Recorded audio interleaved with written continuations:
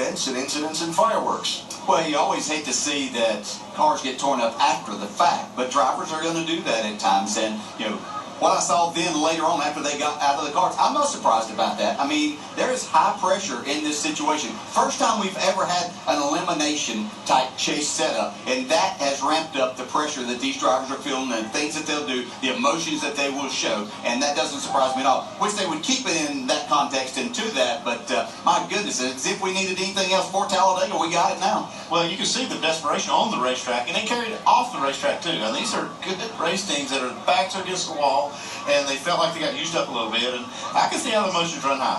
And in summary on the winner's night, Kevin Harvick went through and got one tonight. The promise that he's shown for the last couple of months, he paid off in this one, and you better watch out for him when it's time to hand out that big trophy down in South Florida in another 5 weeks. Down the pit studio, Nicole.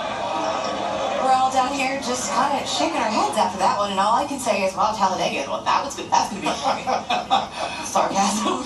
I cannot wait. I cannot wait. This is going to be crazy. I mean, look, the 2-car of Brad Keselowski, the 48er Johnson, and 80 and Dale Jr., they are certified in trouble. Well, they really are. They got to make something happen in Talladega. It's like I said earlier, if I would have said to you after 4 races that those cars were going to be 12th, 11th, and 10th in points, you would have said to me, what? You bumped your head. Well, now it's after 5, and it's the same situation. They're in trouble. They're in trouble. The 2 48 are all in trouble, and I don't know if they can overcome it going to Talladega next week. They need the entire first half of the field to run. It's going to be. That's how they overcome. This championship format has created so much drama and excitement and pressure.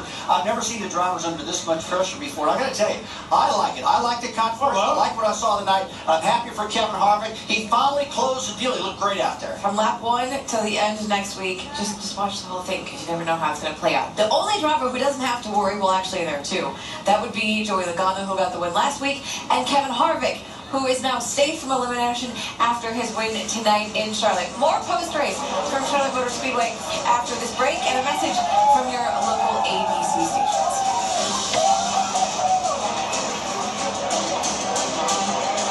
Excitement of the last couple laps and the post-race chaos, a couple of surprising things turn up when you look at the final results. Well, yeah, Jamie Murray did a great job getting there, but how about Joey Logano? Where did he come from to finish 4th? We had so many other things going on. Yeah, like Joey Logano did. Carl Edwards, top 10 finish. Kind of quiet all night, but gets a solid finish. Casey Cage slides into the top 10 also. Allmendinger ran really solid all night. A lot of the last part of the race up inside the top 10. Cuts on 12th. Austin Dillon rebounds from probably a pit call they wish they had over, but finishes 13th.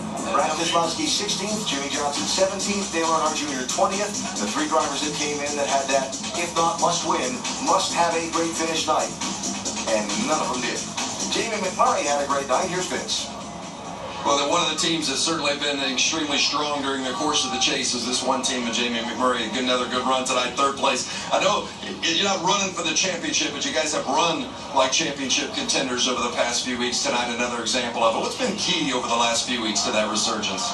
Well, we've actually been good all year. I don't know that we've been able to put the finishes together, but our McDonald's Monopoly Chevy was really good tonight. I looked up at one point when I was in 2nd, and Kyle was catching me in 3rd, and a lot of credit to all the guys at the shop, the engineering department, everything that goes into getting our cars here. We struggled in practice, but Keith and Josh did a really good job of putting the right setup in it and then adjusting on it all night long. So really good night for the whole group, Chip Ganassi. Yeah, well done.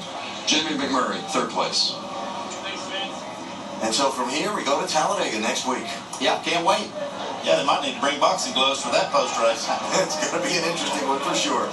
The elimination race in the contender round of the chase. Next Sunday, the Geico 500 from Talladega. It's on ESPN at 1 Eastern Time a week from tomorrow. And there's an awful lot to think about, talk about between now and then. Look forward to it. A spectacular finish tonight here in Charlotte, and Kevin Harvick picks up his first win in the chase for the NASCAR Sprint Cup. Harvick races his way through to the next round of the championship.